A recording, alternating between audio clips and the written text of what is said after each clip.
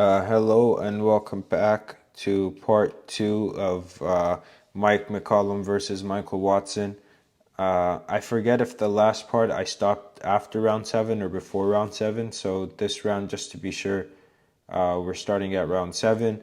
Now, in part one, I talked about how Mike McCallum worked really hard in the beginning, but how he took a little bit of a break in the middle of the fight around the seventh round. Here we're going to see him in the seventh round kind of take his foot off the gas a little bit, let Michael Watson work a little bit more, use his feet and kind of breathe a little bit and study him a little bit more before he finishes strong at the end of the fight. I always think of boxing fights like a debate. A good debater knows how to state their own points and knows how to listen to their opponent's points so they could come back with better comebacks or better arguments. Mike McCallum is exactly that. He stated his points in the first few rounds or the first quarter of the fight. Now he's listening to what Michael Watson has to say. He's moving around, using his defense a little bit more, using his feet a little bit more, still throwing punches, not getting outclassed, but definitely not working as hard as he was in the beginning and not as hard as he's going to work at the end. And then he's going to, he slipped right there. And then in the end, he's going to come back with his points.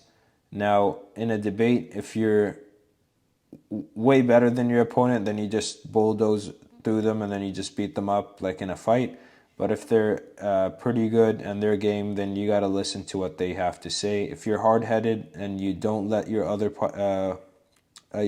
opponent throw their punches and you don't work your defense, you won't see things that you would have the chance to see if you did take your foot off the brakes a little bit and studied them a little bit more. So when you let your opponent punch for a round, you're not just doing it because you're gassed. You're doing it because you want to learn something. Maybe you want to see a different opening. Maybe you want to see what they do when they attack a little bit more. So there's a lot to study when you let your opponent kind of throw punches. Now, of course, you don't want to do this for 3-4 rounds in a row. But since Mike McCallum kind of took the gas out of Michael Watson a little bit with the body punches, like I said, he invested in those early on. Now he can afford to take a round off and kind of coast a little bit before finishing strong in this fight. Now, Mike McCallum was no pushover.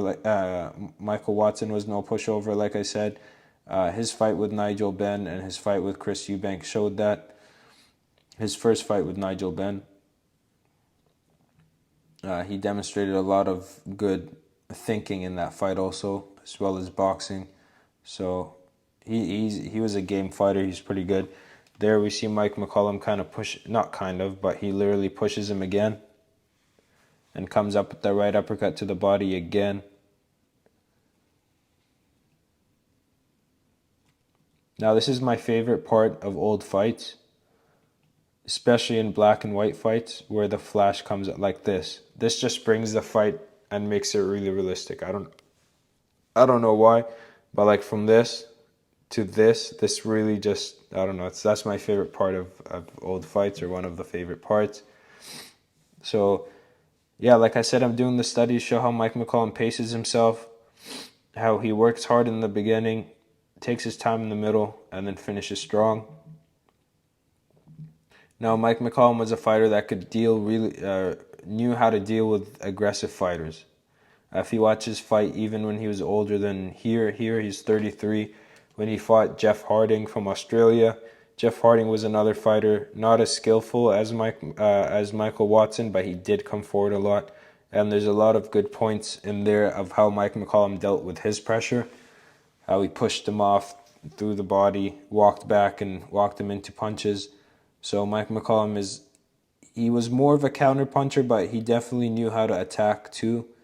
And he knew how to stop aggressive fighters. So he was an all-arounder. He wasn't just a counter-puncher or just an aggressor. He knew how to do everything.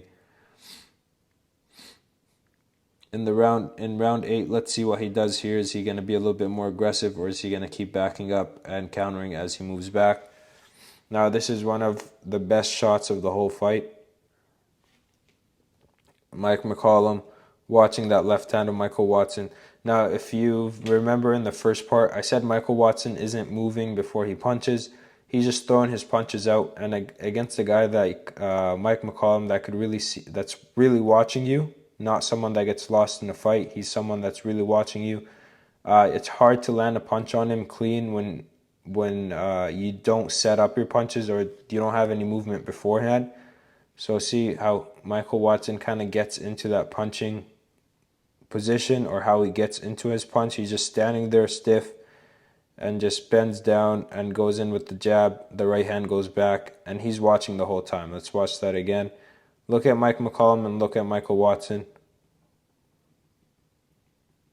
So he sees everything happening. He's going to parry his jab a little bit right here, and then he's going to come back with a beautiful, beautiful short right hand.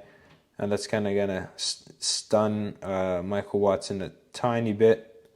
But it was a really good shot from Mike McCallum. Boom. Okay. Now this, I just thought of this other thing, which I talk about sometimes, I think, but not really, is catching someone between their 1-2. So if you watch what Michael Watson was doing here, he's trying to throw his 1-2. Now there's different timings when you can counter the 1-2. You can counter them after they throw the 1-2. So catch their jab, block their right hand, or roll their right hand, and then come back with your right hand. Or as soon as they throw their jab, you can counter the jab and throw something at them that ruins their right hand. So watch here, Michael Watson, he's not only going for a jab, he's going for a 1-2. So he goes for the 1. Okay, he gets countered as he's throwing the 2. Bang, right? Now he did land his right hand, I believe. Let's see that again. No, it landed on the chest. It landed on the chest. That's why he kind of pushed Mike McCallum back. But that's different times when you can counter a 1-2. You can counter in between the first jab, which ruins the right hand. Or you could wait for them to throw the actual 1-2 and then counter. And that's my little talk about the 1-2.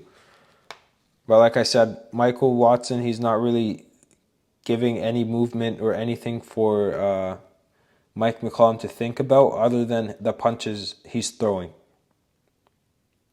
Sorry guys, my getting a little raspy voice, need some water, but I don't have any. Let's keep it going. So yeah, so that nice right hand by Michael Watson. You need to give a guy like Mike McCallum some feints, something to think about other than your punches. You can't just throw punches at him because he's gonna see them coming.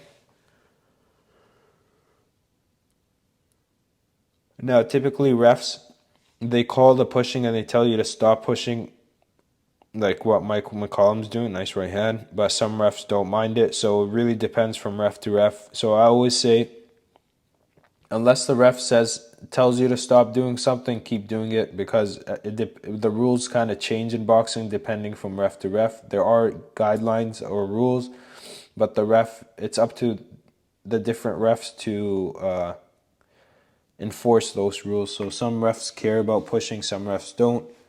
Some refs care about holding, some don't. So it's up to you, or up to the ref. So keep doing it. It's a really good way to make an aggressive fighter like Mike McCallum reset, push them back, and make them really use their legs to kind of move back in every time you push them back. And it opens up range for you to land your own punches.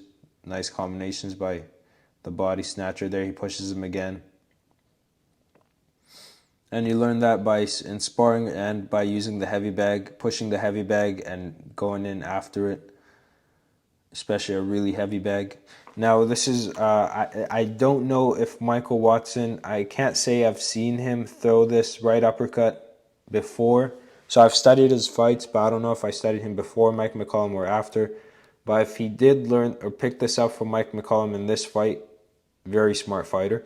I like when fighters pick up things from their opponents as the fight is actually happening. So here we're going to see Michael Watson throw that right to the body. Now that is a low blow. I don't know if he meant for a low blow. I think Mike McCallum's left elbow is pushing him down. So I don't know if that's really a low blow on purpose. But I like how he threw that punch because Mike McCallum has thrown it over 20 times. I think we're going to see him throw it again. Yeah, right there. So if he did learn that or did pick it up from Mike McCallum, very good work. There's that punch from Mike McCallum again. Boom. Now, like I said in part one, Mike McCallum had really long arms. So the body punches that he could throw from a distance, typically a shorter fighter with shorter arms can't throw these punches. So that's kind of styles depend. Oh, that last left hook really rocked him. That really rocked him. So styles don't only depend on your personality, they depend on your physical attributes. So that's another thing when you're learning about how you want to come up with your style. Like say I'm 5'8" or something, I'm not gonna fight like Muhammad Ali against a taller opponent. That's just not right. So I gotta fight a little bit different, maybe closer to Roberto Duran, so I could study Duran a little bit more, right? I could still learn some things from Muhammad Ali, but I'm not gonna base my whole style around him, and that's something you have to do as a fighter, especially if you're studying fighters. Find someone that resembles your measurements, or someone that resembles your height, or how you look. That way you could learn a little bit. It's a little bit closer to what you can achieve in the ring. Mike McCallum, with his long arms, he could throw a body shot from jabs distance, right? Not every fighter can do that. So maybe you can still throw the same punches that Mike McCallum throws, but you got to be a little bit closer to throw them. Because Roberto Duran, like I said, he threw these right uppercuts to the body, but he was a lot closer when he threw them. He was rolling in and out when he threw them. Mike McCallum can throw them off a slip. So it all depends on your physical attributes. Winky Wright is another fighter that had really long arms. The both hands up style, and because he could hit you from far away and keep with his hands up to his face. So like I said, it all depends from fighter to fighter. Nice jabbing by Mike McCallum. I think we're in round 8 right now. I got lost a little bit talking about that. Let's see if he starts getting physical and moving in, or if he's going to stay counter-punching this round 2. So far, he's been on the back foot. Now, I think at the end of round 5 or 6, Mike McCallum started to kind of push his way in a little bit more in the fight, but then he didn't do that for much. He just did it for at the end of the round. Let's see if he starts moving in right here, maybe. No, he's still waiting on the outside, and he's still waiting for Michael Watson to cut the distance for him, like you see right there. But he's not really moving in yet. He's letting Michael Watson walk into punches still. Now, Michael Watson was a game fighter. This fight actually earned a lot of respect in my eyes from Michael Watson because he got hit with a lot of punches, but he's still moving forward. Still moving in. Not the best game plan. I think Mike McCallum, if I remember correctly, had trouble with fighters that moved their feet side to side and moved around the ring. So I think Michael Watson could have done that a little bit in this fight. But maybe because he's younger, he doesn't have the experience to do that. Especially if Mike McCallum is the older fighter, he probably doesn't think that Mike McCallum is going to stay sharp for 12 rounds. So I'm not sure what his thinking was, or his corner's game plan. Like he's throwing a lot of amateurish punches right here. Like I don't know what this was right here. No reason to throw that punch. And keeping his face wide open. But that's just the younger guy versus the older guy type thing. But he's keeping his chin in the air, hands down. He's just walking into punches. I'm pretty sure he's trying to wear Mike McCallum down, but that's not happening with the Bodysnatcher. The Bodysnatcher already invested in his body shots early in the fight, so they're going to start taking their toll about now and the last 2 rounds on Michael Watson. So now Mike McCallum is going back to his combinations a little bit more. Nice right hand by Michael Watson. I think they both landed a right hand right there. I really like this ref. He doesn't get too involved. He's staying on the outside. And that's the mark of a good ref, is you can't tell they're there. Okay, some refs try to steal the show and try to stay in the camera for too long, breaking up fighters and enforcing the rules. If both fighters aren't complaining and they're just fighting, let them fight. Is this the beginning of the round or what? Sorry guys, 1 second. Yeah, that was... I think this is round number 9. Now I want to see if when does Mike McCallum get more aggressive? That's what I'm watching for. Not just what punches are landing and all that stuff. I'm watching his game plan. So if you guys know what macro and micro, the difference, micro is really small, macro is really big. Sometimes when you study a fight, you want to study the micro, you want to kind of micro study it or put it under a telescope and study every single twitch and stuff, what each fighter does, which is sometimes I like doing that if it's a really technical fight. Sometimes you want to go macro and you want to look at the game plans to see which game plan did better and how a fighter chooses their game plans. So in this fight, I'm looking at some of the punches that they're throwing, but more importantly, I'm looking at Mike McCallum's game plan this fight. So I'm looking at the bigger picture, not really looking too deep in the smaller stuff. And that's how you study more than one aspect of the fight. You got to study the technical aspect and the game planning aspect.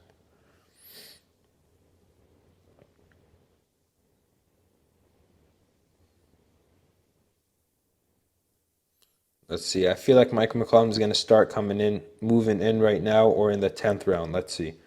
It might have been the last rounds. But I see Michael Watson has a lot less gas than he did in the past 2 rounds. He's not bullying in like he was in the last 2 rounds. He's kind of standing still a little bit more.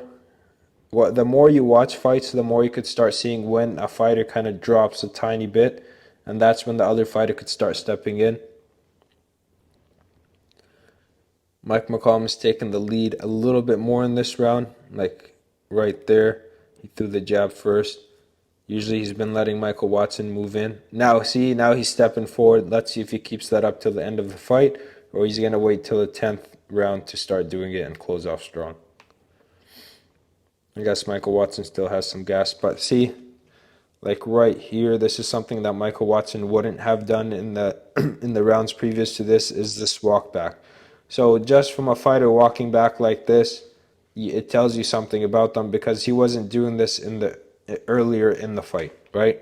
Now, if he was doing this earlier in the fight, it would be harder to tell if he was tired or not, but because Michael Watson was only moving forward in the beginning of the fight now, and he takes a couple steps back like this and disengages by himself without even being pushed, now it tells you like this guy's looking to breathe and he's watching that. Okay, so that's kind of the tell signs for Mike McCallum to start moving forward and start applying pressure.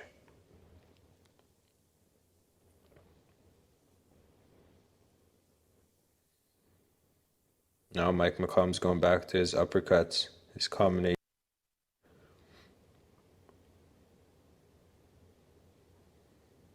But Michael Watson, even though he's tired, he's still game. And Michael Watson's tiredness, it's a combination of his own punching, his own aggression, and the body shots that have been landed on him. See, now he's going back in the ropes. Now Mike McCallum has him on the ropes. Now he's working. And that's the effect of the body shots coming in round 9, is Michael Watson does not have the gas he had in the previous 9 rounds or the previous 8 rounds.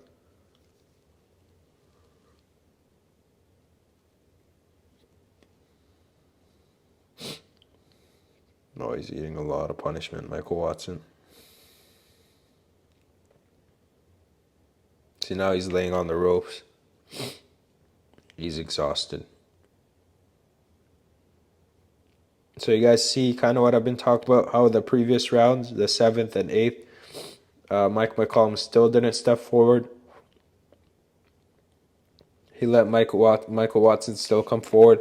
But now, ooh, nice slip and bang. Someone's mouth guard. Nice right hand again. The ref could have stopped the action for a second right there and put the mouth guard in. See, now Mike McCallum is moving forward, and now he's closing strong. This is what I was talking about. Now he's coming forward. We only saw a glimpse of this in the end of the 5th or 6th round, but now he's really trying to come forward. This is the 10th round. 2 more rounds to see. He was not doing this in the beginning. This is what it looks like when you take someone in deep waters and then you drown them. If you ever hear a boxer say that, I'm going to take him into deep waters. This is what it looks like. Michael Watson is exhausted right now. Still game though, but totally exhausted from all the power, from all the body shots that he's taken in the earlier in the round, earlier in the fight, and from the punches he's thrown in the fight. Now he doesn't have anywhere to go. It's the end of the fight, and he has to stay alive in this fight. So let's see what happens.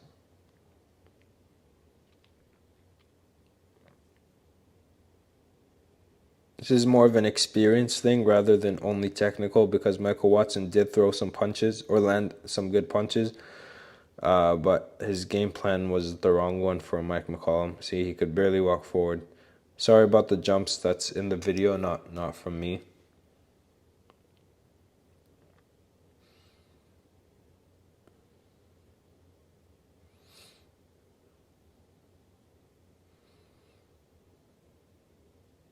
See, we didn't see Mike McCallum do this too much other than this round, and like I said, the end of the 5th or 6th. And that's like what I was saying about Alexis Arguello. They'll do something earlier in the fight. They'll show you a glimpse of what they're going to do later in the fight, but they won't show you too much of it. Like Mike McCallum coming in, moving in at the end of the 5th and 6th round. He showed a glimpse of what he's going to do here. No, dropped him. But he didn't show it too much, and then he shows it at the end of the fight.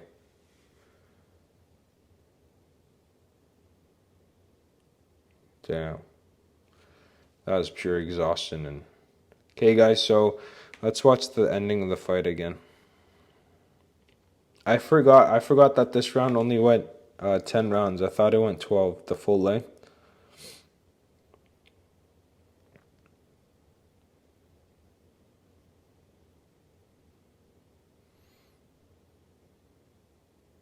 Okay, now if you've watched this fight, I want you to watch my study of Alexis Arguello versus Ray Mancini, or just watch that on your own.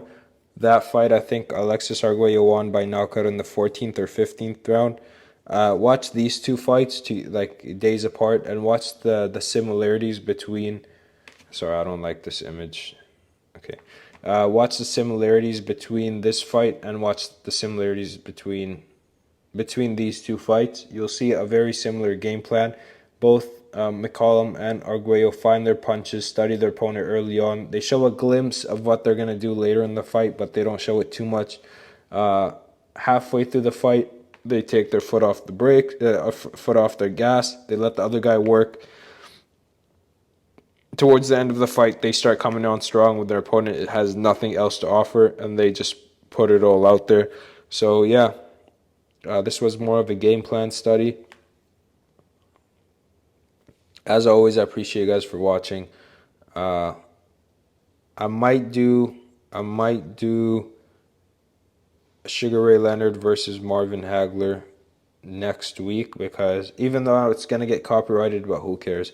I'm gonna make that fight because there's a lot of good things that we can learn from this fight, and that's why I do studies, is to learn from the fights. So I shall see you guys next time. On Wednesday, I should be dropping the next lesson number 18. If you have any recommendations or anything you want to learn, please let me know. And until then, I'll see you guys next time. Bye.